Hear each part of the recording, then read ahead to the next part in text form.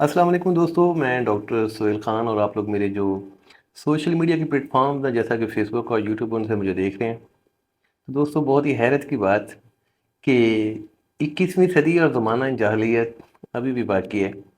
Physically हम लोग जो हैं वो 21वीं सदी के अंदर रह रहे हैं, यानी कि 21वीं सदी के अंदर से गुज़र रहे हैं, लेकिन मेंटालिटी वाइज़ वही ज़माना जाहिलियत एक बोझ है जिसको हम लोग बिला वजह अपनी ज़िंदगी के ऊपर लेकर के फिर रहे होते हैं। एक कैद है जिसको हम लोग बिला वजह अपना फ़र्ज़ समझ के काट रहे होते हैं। और इन्हीं दो चीज़ों से बचने के लिए, यानी कि ये वाला जो बोझ, ये वाली जो कैद, ज़िंदगी को कम से कम एक बार रिविज़िट करने की ज़रूरत होती है। और जब आप अपनी ज़िंदगी को रिविज़िट करें तो कम से कम ये वाली जो दो चीज़ें हैं, इनको आपने फ़ोकस लाज़मी करना है। पहले नंबर के ऊपर दस्तूर ज़माना, यानी कि ज़माने के दस्तूर के साथ जुड़ी हुई वो चीज़ें जिनका बोझ है आपके कंधों के ऊपर, आपकी ज़िंदगी के ऊपर, जैसा कि रस्में होती हैं। और उसके बाद ज़माने की कैद।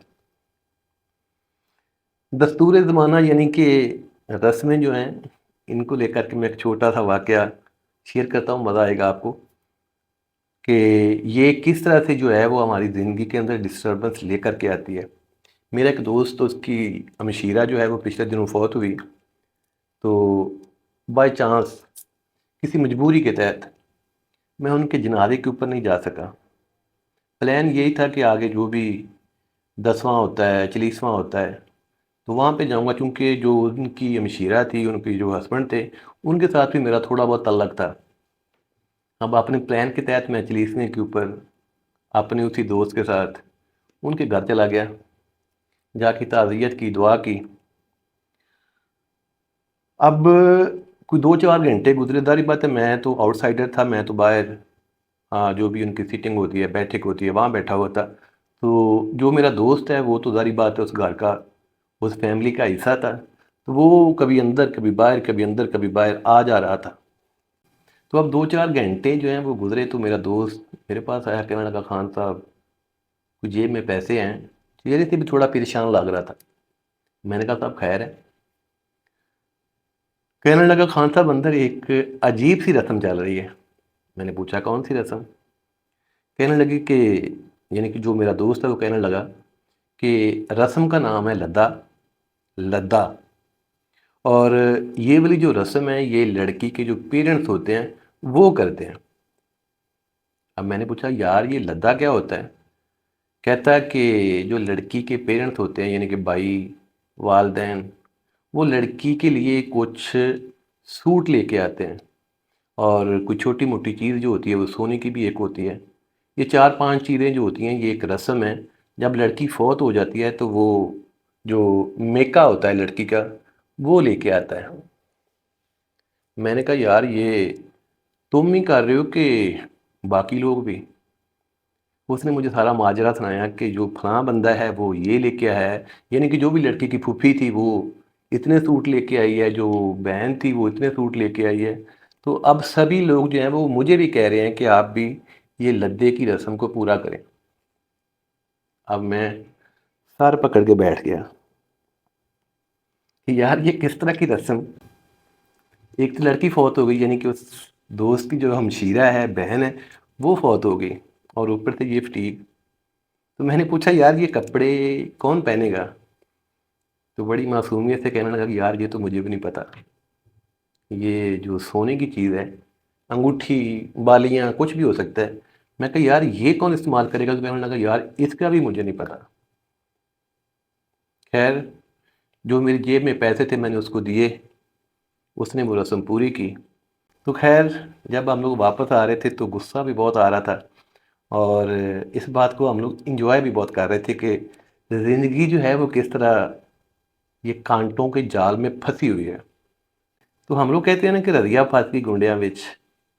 अब मज़े की बात ये है कि ये ज़िंदगी जो है ये रज़िया है, और गुंडों में फंसाने वाले कौन हैं? हम लोग खुद ही। कुछ लोग होते हैं जो मालदार होते हैं, जिनके पास सरमाया होता है। ऐसे लोग जो होते हैं उनको मौका चाहिए होता है कि वो अपना दिखावा कर सकें कि हम लोग इस तरह से यत के हैं। लेकिन 90% लोग जो होते हैं वो तो بامشکل اپنے سروائیول کو پورا کر رہے ہوتے ہیں، اور اس کے بعد زمانے کی قید سے آزادی۔ اب زمانہ ہمیں کس طرح سے قید کرتا ہے، یعنی کہ زمانہ ایک زندگی کو کس طرح سے چلاتا ہے؟ چھوٹا سا ایک واقعہ اس کو لے کر کے بھی، اب نظام دین جو ہے اس نے ایک گدھا لینا تھا، منڈی چلا گیا بیٹی کے ساتھ، بیٹا بھی ینگ، گدھا مل گیا۔ مزے کی بات اس میں یہ کہ گدھا جو ہے وہ بہت ہی مناسب قیمت پہ مل گیا اور بہت ہی اچھا صحت مند مل گیا، دونوں ہی بہت خوش کہ اتنے کم پیسوں میں اور اتنا صحت مند گدھا۔ اب خوشی کی کوئی انتہا نہیں، لے کر کے گدھے کو واپس آ رہے ہیں۔ اب بیٹے کو لگا کہ چونکہ ابو جو ہیں وہ بوڑھے ہیں، یعنی کہ جو نظام دین ہے وہ بوڑھا ہے، تو بیٹے نے نظام دین سے کہا، ابو سے کہا کہ آپ گدھے پہ بیٹھ جائیں، میں آگے سے رسی پکڑ کے لے کر کے چلتا ہوں۔ چل رہے تھے، تو ابھی تھوڑا آگے آتے ہیں تو ایک بندہ کھڑا ہوتا ہے، خود سے باتیں کر رہا ہوتا ہے، خود سے کچھ کہہ رہا ہوتا ہے۔ الفاظ یہ ہوتے ہیں کہ یار یہ کس طرح کا ظالم باپ ہے، مزے سے گدھے پہ بیٹھا ہوا ہے، چھوٹا بچہ جو ہے وہ بیچارہ پیدل چل رہا ہے۔ تو اب نظام دین کے کانوں میں جب یہ بات پڑی تو فوراً سے نیچے اترایا، خود رسی پکڑی، بیٹے کو گدھے کے اوپر بٹھا دیا، پھر چلنا شروع کر دیا۔ اب تھوڑا آگے جاتے ہیں تو ایک اور بندہ کھڑا ہوتا ہے، وہی خود سے باتیں کرنے والا۔ اب اس کی باتیں نظام دین کے کانوں میں پڑتی ہیں، الفاظ یہ ہوتے ہیں، جملہ یہ ہوتا ہے کہ یہ کتنا ظالم بیٹا ہے، بوڑھا باپ جو ہے وہ رسی پکڑ کے آگے چل رہا ہے اور خود مزے کے ساتھ گدھے پہ بیٹھا ہوا ہے۔ اب نظام دین جو ہے وہ بغیر کوئی سوچے وہ بھی اپنے بیٹے کے پیچھے گدھے کے اوپر بیٹھ گیا، پھر سفر شروع، چل رہے ہیں۔ ابھی تھوڑا آگے اور جاتے ہیں تو ایک اور بندہ کھڑا ہوتا ہے، وہی خود سے باتیں کرنے والا، اس کی باتیں نظام دین کے کانوں تک آتی ہیں۔ وہ یہ کہہ رہا ہوتا ہے کہ یار یہ کتنے ظالم لوگ ہیں، دیکھ بھی رہے ہیں کہ ایک جو گدھا ہے بامشکل چل رہا ہے اور مزے سے باپ بیٹا جو ہے وہ گدھے کے اوپر بیٹھے ہوئے ہیں۔ اب نظام دین نے اپنے بیٹے کو کہا کہ بیٹا نیچے اترو، خود بھی اترا۔ اب رسی پکڑی ہے، دونوں چل رہے ہیں، گدھے کی آگے آگے اور گدھا جو ہے وہ پیچھے پیچھے۔ تو سفر جو ہے وہ ابھی باقی ہے، تھوڑا اور آگے جاتے ہیں تو ایک اور بندہ ملتا ہے، اس کی بھی باتیں ہوتی ہیں کہ یار یہ کس طرح کے جاہل اور کس طرح کے پاگل لوگ ہیں کہ اتنا ہٹا کٹا موٹا تازہ گدھا ان کے پاس ہے، اس کو پکڑا ہوا ہے اور خود پیدل چل رہے ہیں۔ اب یہ تینوں لوگوں کی باتیں جو ہیں وہ نظام دین کو کھٹک رہی تھی، یعنی کہ اس کو چبھ رہی تھی۔ تو نظام دین نے اپنے بیٹے سے کہا کہ بیٹا اگر کوئی جگہ ایسی آئے کہ یہاں پہ پینے والا پانی ہو، وہاں پہ رکنا تھوڑی دیر۔ آگے ایک درخت تھا، درخت کے نیچے نلکا لگا ہوا تھا، دونوں وہاں پہ رکے، پانی وانی پیا، سانس لیا، اور اس کے بعد نظام دین نے کہا کہ یار یہ ان لوگوں کی جو باتیں ہیں جائیں باڑ میں۔ دونوں باپ بیٹا جو ہے وہ مسجد سے گدھے کے اوپر بیٹھے اور اپنے گاؤں کی طرف۔ تو یہاں پہ سمجھنے والی بات جو ہے وہ ہے کہ نظام دین تب تک قید تھا جب تک وہ لوگوں کی باتوں کے اوپر عمل کر رہا تھا، لوگوں کی باتوں سے ڈر رہا تھا، اور جیسے ہی اس نے لوگوں کی باتوں کو سائڈ پہ کیا ہے، اپنے من کی سنی ہے، اپنی مرضی کی ہے، تو اس کی زندگی نے آزادی کا سانس لیا ہے۔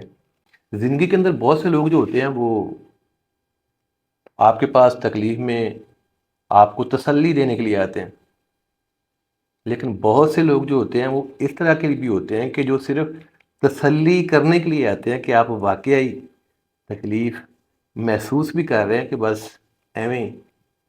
اللہ حافظ۔